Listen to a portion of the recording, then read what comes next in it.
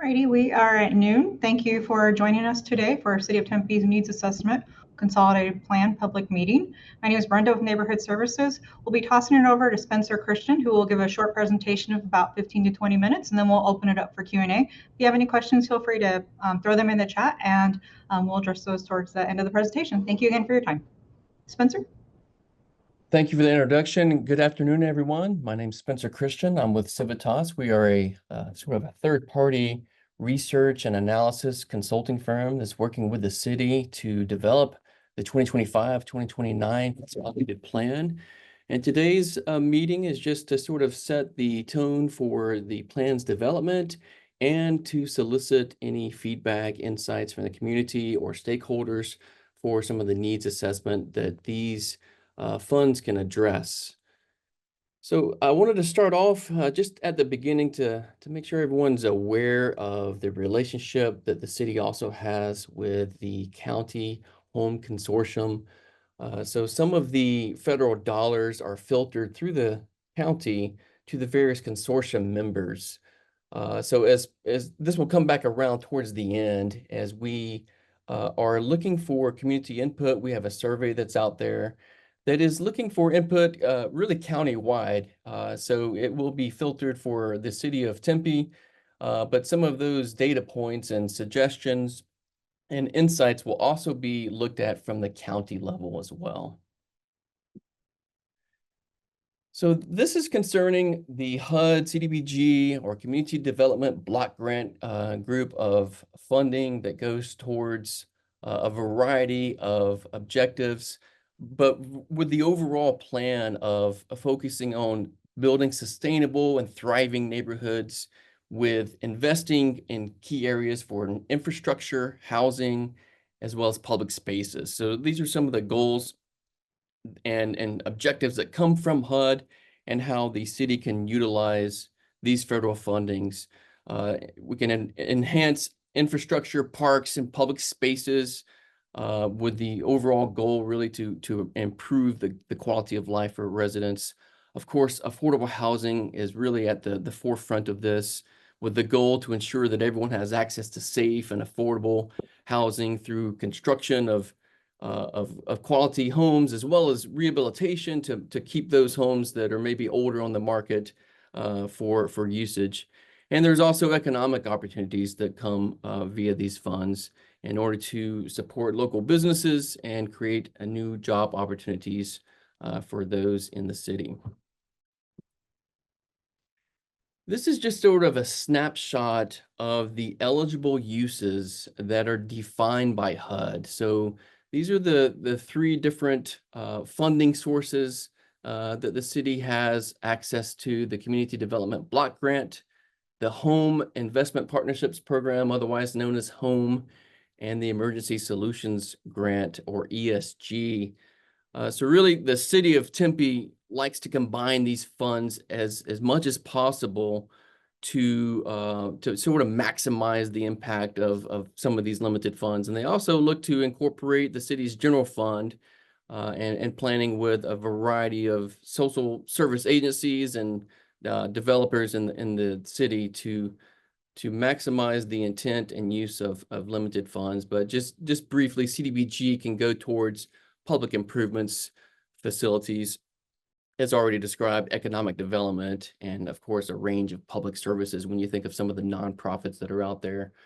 The HOME program is exactly sort of what it states in its name, is that it's looking for housing, and it's really focused on a variety of homeowner housing, as well as rental assistance and developing a variety of solutions for the needs. The Emergency Solutions Grant is really geared towards helping people and families who are homeless or at risk of homelessness. So a lot of these funds are very specific to that target population. I'm going to briefly describe some of the HUD requirements. Again, we're working on what's called the 5-year consolidated plan, or the CON plan, which basically sets the tone and the strategy for the next 5 years for these funds. So the 5 major components that we look at when building this is, first, assessing the needs of the city. And again, this comes out with a variety of data as well as input from the stakeholders and residents of the city. And it's really focused on the community, housing needs, and a variety of unmet needs that are there. We then look at the housing market analysis and sort of really what is available. And this says housing analysis, but it also includes what are some of the resources, agencies that are out there to provide public services as well. And really looking at those two aspects, we're going to find a gap of what needs to happen and what needs to be addressed. And that's where we develop the 5-year strategic plan, which has a variety of priority needs, of goals, and sort of ways to meet those goals over the next 5 years. And then each year there is an annual action plan that utilizes the strategic plan and says, hey, for the next year, we're going to focus on maybe goals number 3, 4, and 5, right? And each action plan comes with its HUD allocation that we'll get to momentarily. I've mentioned number 5 is the citizen participation. Obviously, this is part of it today. There are other ways to participate for the general citizen as well as stakeholders. We will push out a survey towards the end, and there's also opportunities in the future. Once this comp plan is developed, it will be put out for public comment for 30 days. So there's several times during this development that we will solicit citizen participation. I've listed the HUD 2024 allocation that was awarded to the city. So you see CDBG was just over 1.6 million. Home was just under 600,000. Again, these home funds come through the Maricopa County and the Home Consortium. NESG was just above 150,000. We put these numbers out because these give us an idea of what to expect for fiscal year 2025. Now, we likely won't have those announcements till January, February timeframe, but these help us to make plans as to what's going to be funded, what's realistic, and what we can do with these funds. And again, if you're familiar with housing cost and development and the developing infrastructure, then you quickly recognize that these are quite limited funds for many of these projects. So again, the importance of leveraging other resources to combine these uses is certainly a goal for the city and most cities to bring these changes about. A quick timeline. Again, we're sort of in this preliminary phase at the top right of the needs assessment market analysis. We're learning what the priority needs are, and we will be developing the strategic goals and ways to fund these activities. Again, I mentioned how to participate, community meetings, the survey, stakeholder survey that's out there. In the springtime, we'll look for that 30-day public comment period. This is when the full plan is developed. And it's quite a massive plan, but just as a heads up, a lot of times what you can look for is the annual action plan and exactly what funding sources is going to what kind of projects. Once this is complete, the con plan is submitted to HUD, and HUD approves it and awards the city the funding line to start carrying out these activities. Quick snapshot of some of the data that goes into the con plan and give you an idea of what's out there. So again, we're looking at census data. And unfortunately, as great as the census data is, because it asks just a multitude of questions and collects tons and tons of data that's really good. The one downside is it's a little bit late in time. The current data that we have is the 2022 5-year estimates. But what we also like to remind people is that the con plan is for the next 5 years. So really what we're doing is forecasting for the next 5 years. And the best methodology to do that is looking at the previous 5, 10, 15 years, noticing the trend and assuming that those trends continue. Here's what we can expect over the next 5 years. So these are just some of the quick highlights that we've seen from the previous 10 years of data. Of course, population growth has been up there about 10%. total households is an 18% increase. And what we're seeing is smaller households, but more of them coming in. And the median income, again, the median income, not to be confused with sort of the average, but it's just sort of, it tries to take away the extremes at the edges of the extreme low income, the extreme high income, and look at the median income as just sort of a measure for where the general household is. And that income has increased 50% over the last 10 years. But as we'll see, that has not quite kept up with the housing cost increase. So this is just kind of a broad brush of some of the needs assessment things that we look at. This is showing some of the poverty rates that we've seen in the city, the county, and the state. The good news is those poverty rates are decreasing across the board. So it's important to sort of notice some of the successes that have come along in the last 10 years at reducing poverty. The primary target recipients of these funds is what we call low to moderate income households. And this is a prescriptive formula that HUD puts out that incorporates basically 80% or below of the area median income. So the bulk of these funds have to help households that are at that or below that threshold. And these are some of the examples from the 2024 calculations that looks at really the whole Phoenix, Mesa, Scottsdale area. For an example, a household of 4, if you're making under $82,250, that household would be eligible for these funding sources. Of course, a household of 1, household of 5, it sort of kind of works with those numbers to realize those calculations. As far as the housing profile, again, we'll look at the housing stock that's available, homeowner versus rental, the number of units, the type of units, the size of units, etc. These are all some of the data components that go into the con plan as we analyze these things. Just highlighting the cost of housing, again, median income increased by about 50% over the last 10 years of data. But as you see, the median home value increased almost 79%, and the median contract rent also increased 67%. That doesn't include the utilities that are associated with that, the security deposits as well. So what we're seeing is the affordability for both owning a home and renting have all increased at a faster rate than the income has increased. And naturally what that leads to is coming up on some of the follow-on slides is the cost burden for households. Obviously, if you're renting your home, if you own your home, there's some value that is that comes about with the increased home value. If you're looking to sell, maybe there's some equity you can get out of that. But what you also see is that the cost of improvements, the cost of rehab, the cost of insurance is all going up as well. And it's important to note that many households in the city are senior households that have actually retired. So although the value of the house goes up, the income has been steady, maybe from a pension or a retirement fund.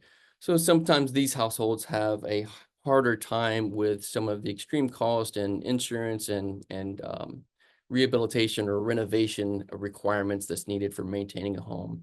So we certainly look at the spectrum of household needs across multiple domains in order to assess these needs. This is what I talked of just briefly of the cost burden. So cost burden is a sort of a definitional term from HUD is when a household spends over 30% of their income on housing expenses. Again, this could be a mortgage plus your insurance plus utilities. This could be the rent plus the utilities that come with that, maybe even rental insurance. And severe cost burden is when a household is spending over 50% of their income on housing expenses. So these are two targets that we look at in order to find ways to hopefully minimize some of this cost burden and address these needs as much as possible. So for the homeowners in the city, right now, what we're seeing is an overall 16.7% are total, cost burden homeowners. Again, that's just over the 30%. And 6.6 are severe cost burden. Again, this is a really good number as far as compared to other cities across the nation. But what we will see is the severe cost burden is often these senior households that we talked about. They're on a fixed income. The housing costs continue to go up, and there's limits in what they can do. So there are programs out there to help, provide a new roof or a roof replacement or an AC replacement to these cost burden households that otherwise could not afford these maintenance upgrades.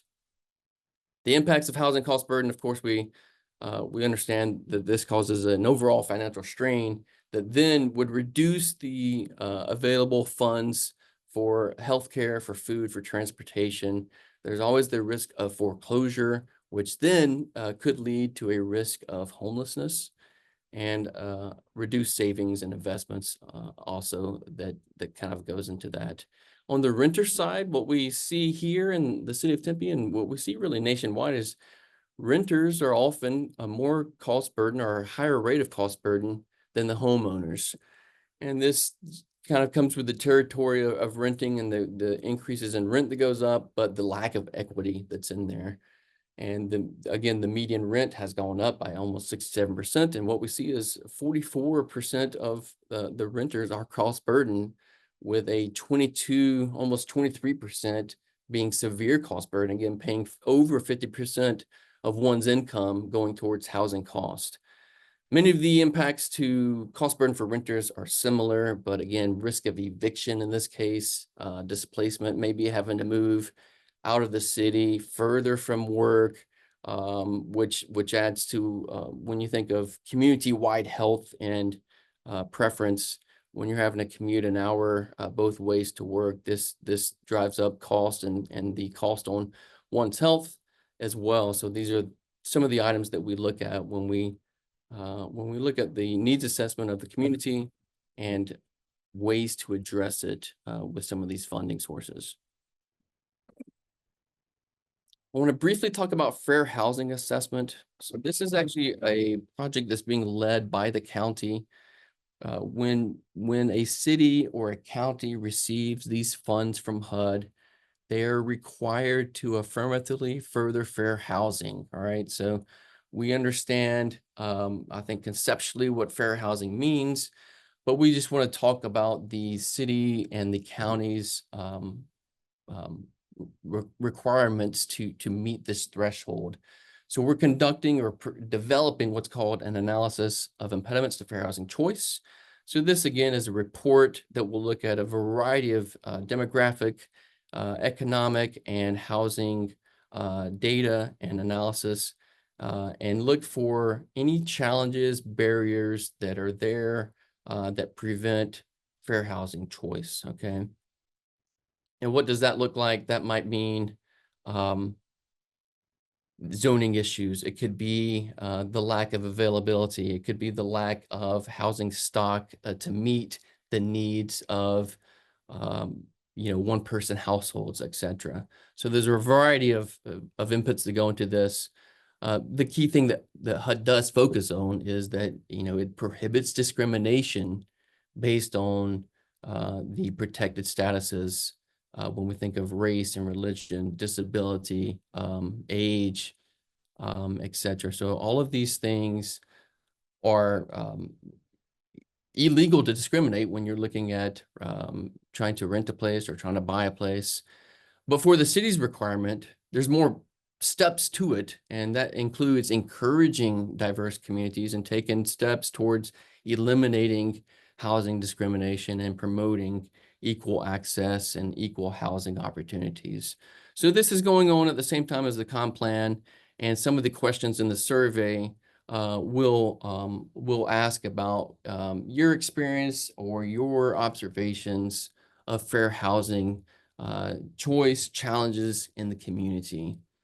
Last thing I want to show here is who must comply. Well, it's really everyone, right? Where do we get the most complaints? A lot of times we get complaints from landlord discrimination. That could be denying someone a property. That could be a higher rate for the same house for one family versus the other due to illegal discrimination. Sometimes we see it from lenders or even insurance companies where there are different metrics that might be out there.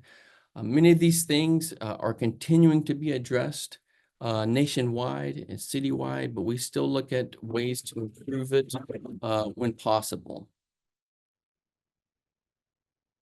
And this is where we sort of turn it over to the city.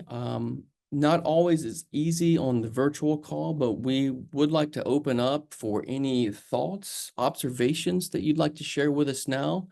If you're a little camera shy, that's fine. Again, we will link to the survey afterwards, but we have a couple of just sort of questions to get you thinking through this process and to see if anything really triggers your mind and you'd like to share with us today. So the first one is, how would you prioritize these community needs? Of course, all of these are community needs, affordable housing, economic development, public facilities, home repairs, supportive services. Again, supportive services is a range of nonprofits that can help with a variety of, from food banks to counseling, housing counseling. It could be medical items as well. So I'll pause here, and if there's anyone that would like to share some of their feedback, I'd like to turn it over to you. This is Ann Till. Can I just talk or? Yeah, I think so. Okay. Yeah, okay. I got a couple things that I've been thinking about as you were talking, but one is vacant properties. There's a lot of them in Tempe, and I think it'd be great to track them and try and make sure that they're actually moving, because some of these properties have been like empty since prior to how far you can go back to Google Street View, like 2007. And the house next to me has been vacant 8 years. And there's some in the neighborhood that have been vacant longer. And one of them, the guy who bought it told a neighbor that he's waiting for the property to be worth $1 million. So ways to get vacant properties in the mix so that there is more housing availability, more property, more housing, and it's happening in big, lots around the city, but also single family housing. And then the next one is there's a new proposed development called Cabana in the neighborhood, but there's lots of places to work. There's Kiwanis Parks nearby, and right across the street is Benedict Park, or the soccer field, whatever that is. And so they're going to put this in they want to put this new apartment workforce housing in this vacant lot. But the only retail anywhere near it is the Circle K, which they're going to tear down for that, and then a Dunkin' Donuts and a McDonald's. And, it's, if you're, in affordable housing, you may not have the transportation to get places. So and the city also has performance measures for quality of life, and one's the 20-minute city.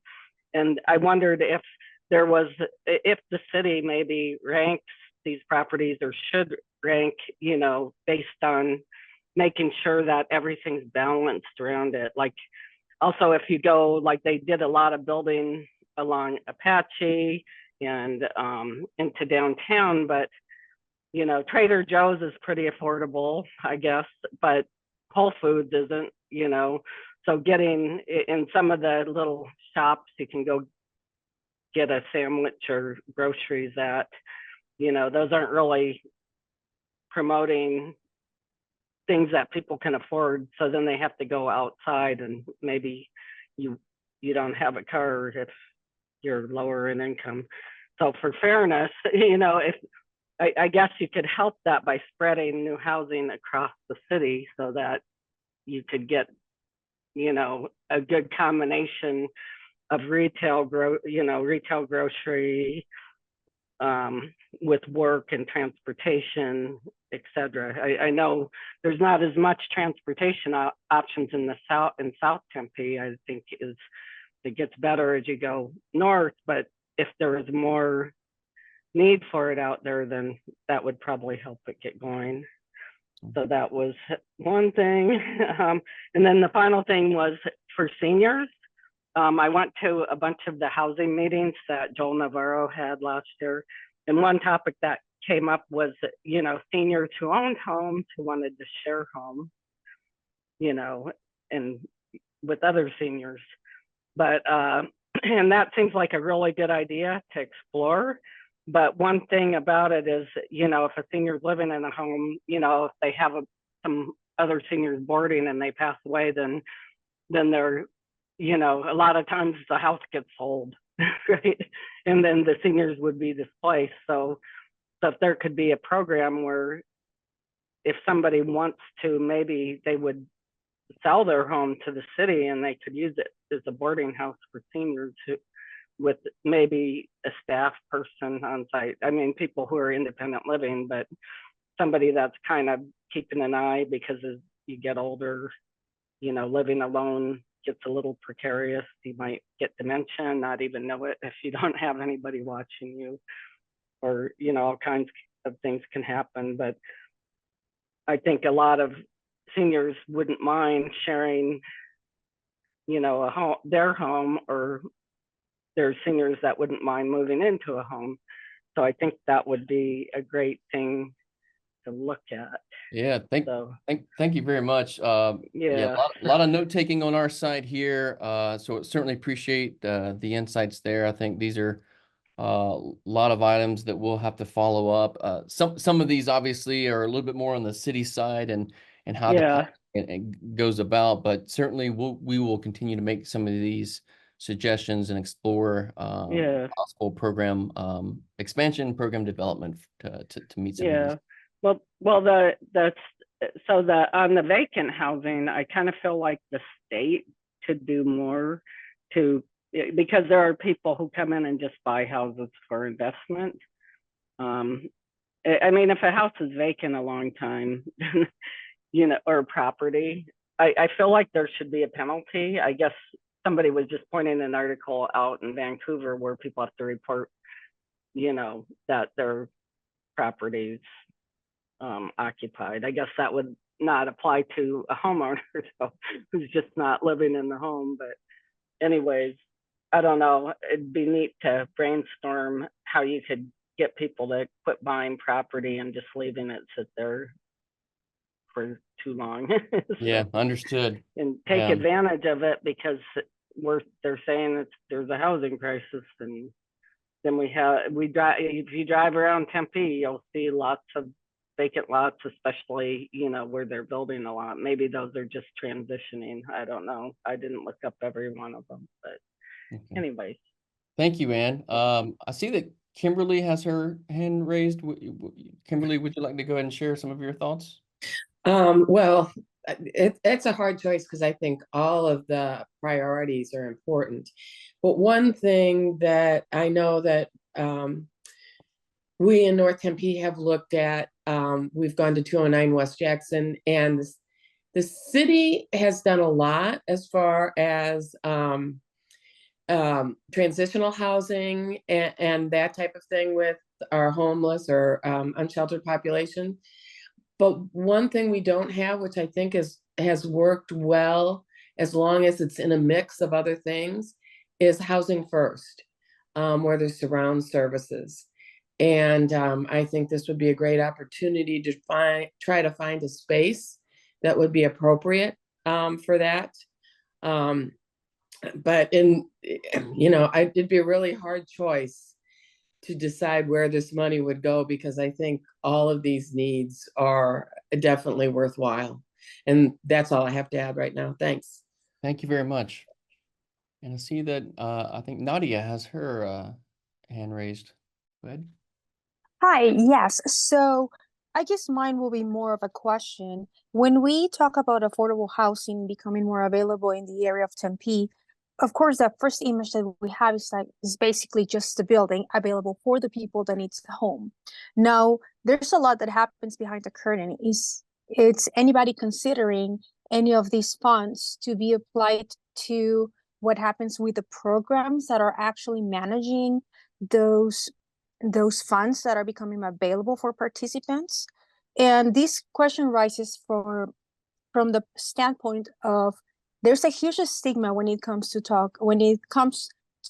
talking about either housing or Section 8 or any type of homes for people that are struggling. And yes, I get it. Of course, we want everybody to have a home, right, and have shelter. But what is being done to heal that stigma, to be more supportive to the landlord, and to also invite the owners of those vacant homes to become part of this process? Yeah, thank you for that. So to some extent, there's a crossover here with the analysis of impediments to fair housing that we mentioned. Certainly, I think there's opportunity in some of these final strategic recommendations that will be put out.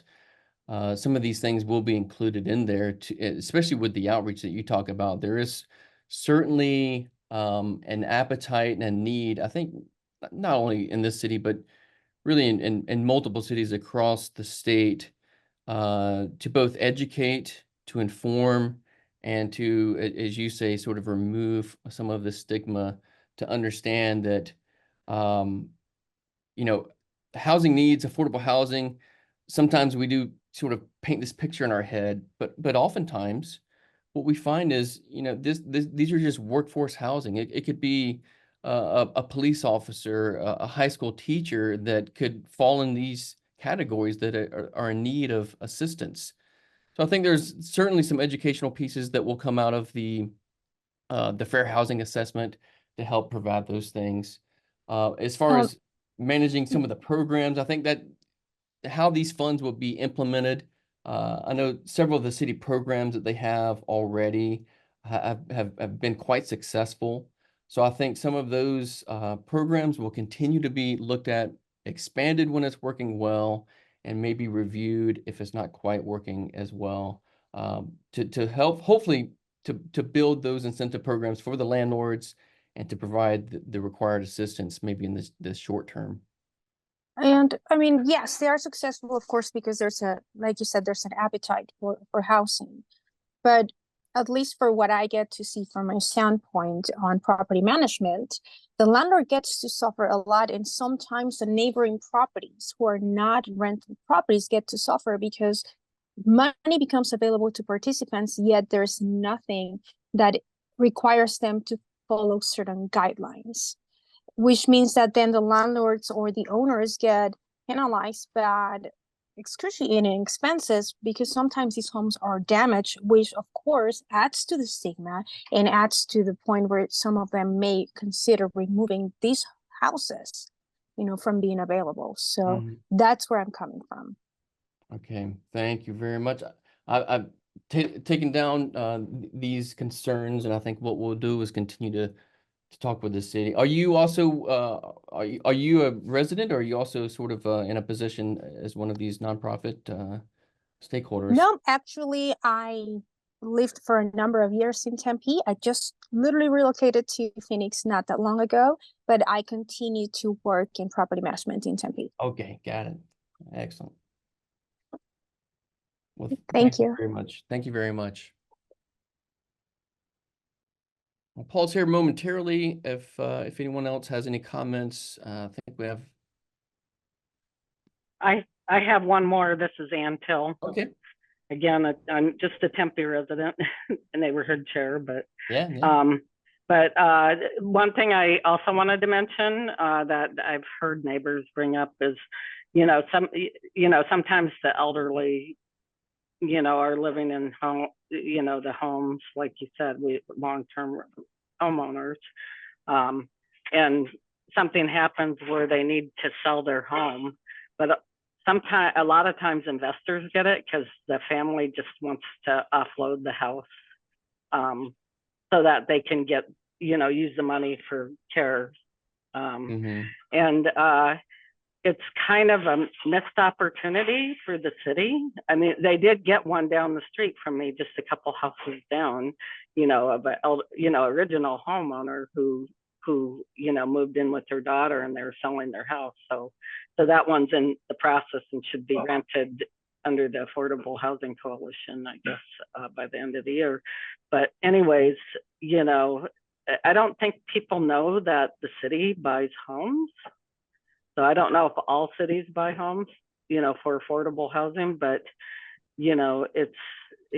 investors put up signs, sell your house, and people that want to sell in a hurry will call them. Maybe the city could, actually take advantage of, getting some of these homes instead of letting them go to investors, So Yeah, understood. yeah, it's like because the investors come in and they pull all the landscape out and they put rock in, and then they fill it up with a lot of times college students, and we have a lot of college houses in this neighborhood, and I don't know how that they will only rent to college students. I don't know if that's equitable, like they take away a house for students where there's student housing on campus, right? So, it seems like it's taking away affordable housing for those who need it. And then those landlords will not rent to anybody but students. They use them kind of as boarding homes. I don't know. So Yeah, well, again, these are some terrific data Yeah. insights city insights that coming from you that sometimes the Yeah. data may not see. Yeah, those are the kind of things we observe in the neighborhood, a lot. I mean, there's one street that has like 6, houses in a row that are college houses, and you can't even drive down that street hardly. It's a two-way street. It's like, because there's so many cars parked on both sides of the road. But that's 6 houses that are all student houses, and those are usually often those are gotten from by investors who are buying from like an original homeowner.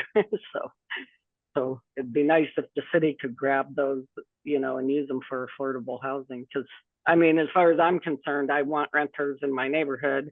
And I also point out one other thing is that there was 2 homes on my street. I only have like 17 homes on my street, and 3 homes became Airbnb.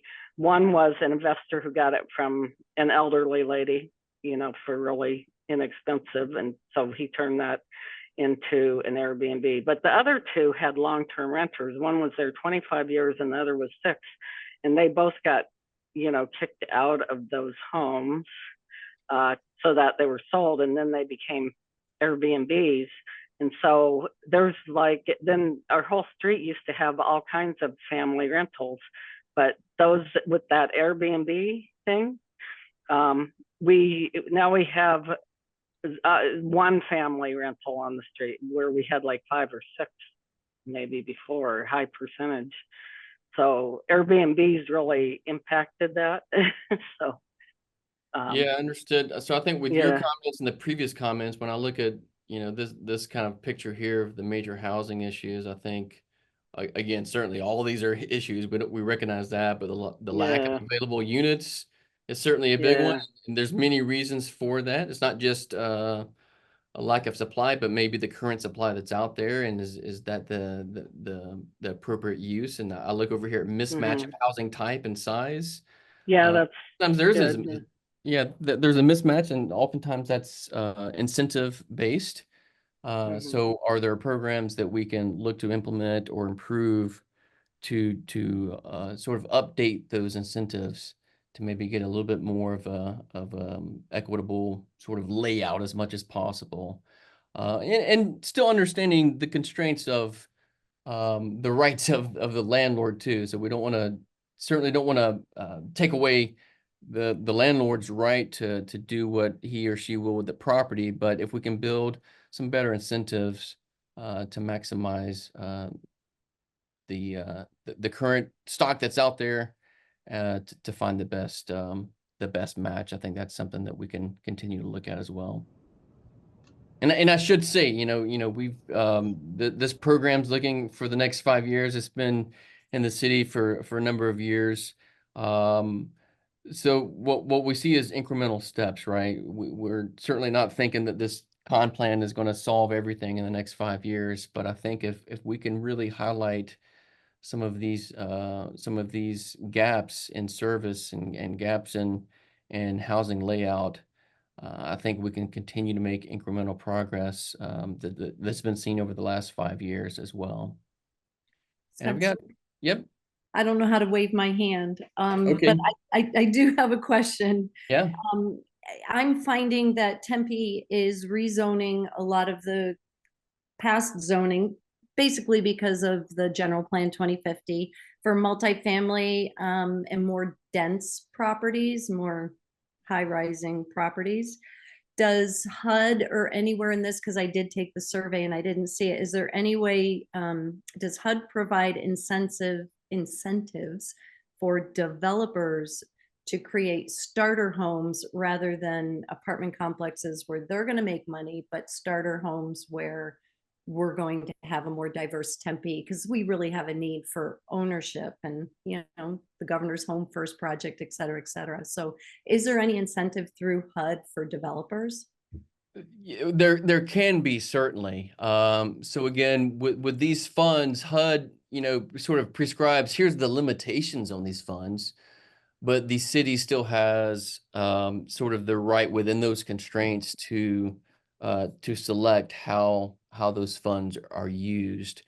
And really what you're getting at, and so that's one avenue of approach, is to use these fundings directly for incentives. But really the other approach would be more of a policy programmatic approach, from the city to find ways to maybe lower the cost of the development costs that come from the city. So when you think of some of the infrastructure, some of the parking requirements, some of the tap-in fees, are there ways to sort of waive those or reduce those that will then be an automatic incentive for the city?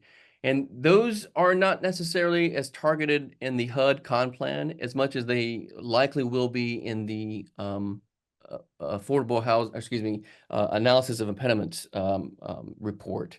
So some of those suggestions when you think of fair housing and fair housing choice, if the overall need is just we need more homes, and to your point, more starter homes, what are some of the strategies that the city, the county can take? And those are going to be some of the recommendations that go in there. Can we review the processes for permitting? Can we reduce those costs? Because any cost that goes to the developer, increase in a variety of city or county-wide developmental costs, is ultimately passed down to the consumer.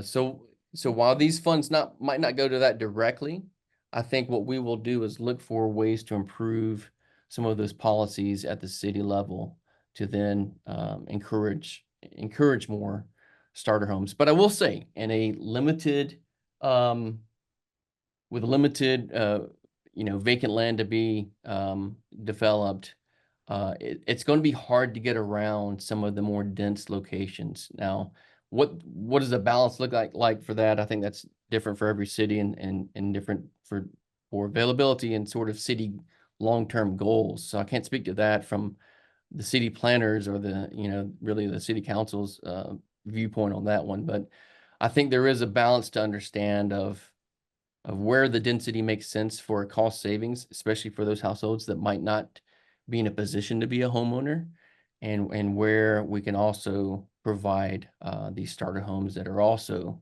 high demand for that as well, for maybe young professionals, but not even young professionals. Sometimes just mid-career professionals that are ready to look to own a house in Tempe. So certainly appreciate your comments there as well.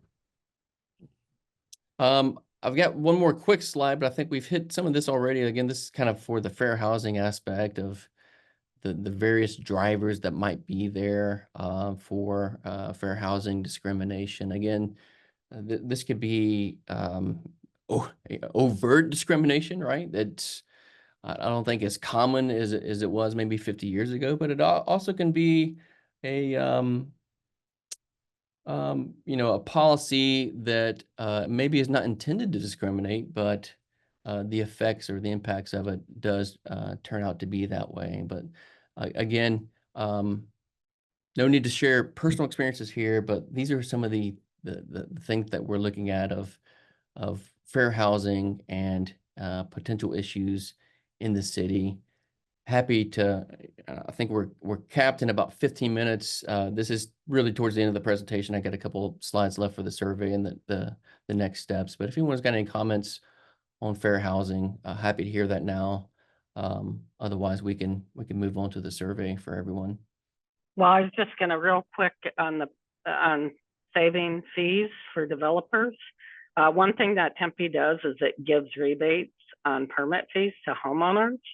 And I don't know, maybe there's something you could do with people who were creating housing that would refund permit fees, if there was affordable housing or, depending on, maybe it could be, percents could depend on, what the cost of the housing was going to be. I don't know if the state allows that, but anyways, just wanted to point that out.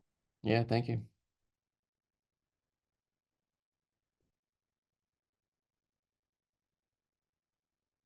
All right, nothing heard here. So I'll bring up the survey. It sounds like some people have already taken the survey. Again, this will be open for a number of weeks. If you've already taken it, would kindly ask that you share it with friends, neighbors, co-workers that have a stake in the city of Tempe. We'd love to hear from them. If you're part of an organization that's out there, maybe you have some constituents that you work with, or as mentioned earlier, property manager, feel free to share this with anyone that might be available to take that as well. It's on the city's website, so we can certainly push this out again as needed. And there is a link in the top right corner that you can change it to Spanish, but there's also a direct link that goes to Spanish for some of our residents, population that is more comfortable with this language. Again, these will be tallied up. This will be a piece of the needs assessment combined with the data that we're looking at to help build this overall sort of assessment for the community needs. And the last thing I wanted to share is just sort of the next step. So again, we are in the early phases of the needs assessment market analysis. As we get into the new year, that's when we will sort of complete those phases and start with the priority needs and strategic plans for the next 5 years. And then quickly after, produce the annual action plan. And once we have the HUD allocation amounts, we'll be able to put specific dollar amounts to funded activities and sort of solidify the full consolidated plan. Again, there will be a 30-day comment period for the public. If you'd like to read the whole thing in entirety or just review some of the highlights, feel free to look for those dates in the springtime. With the current submission date to HUD, the due date, the official due date is May 16th. We will look to submit it ahead of time, and the program year start date is in July 1st. That's kind of the rolling program year with HUD that we have. And if you have any further questions, feel free to contact the city, and they can hopefully point you in the right direction or provide any more information that might be needed. Certainly appreciate everyone's time today and your input. If there's any last questions or feedback, I'll open up now, and otherwise I think we can be ready to adjourn.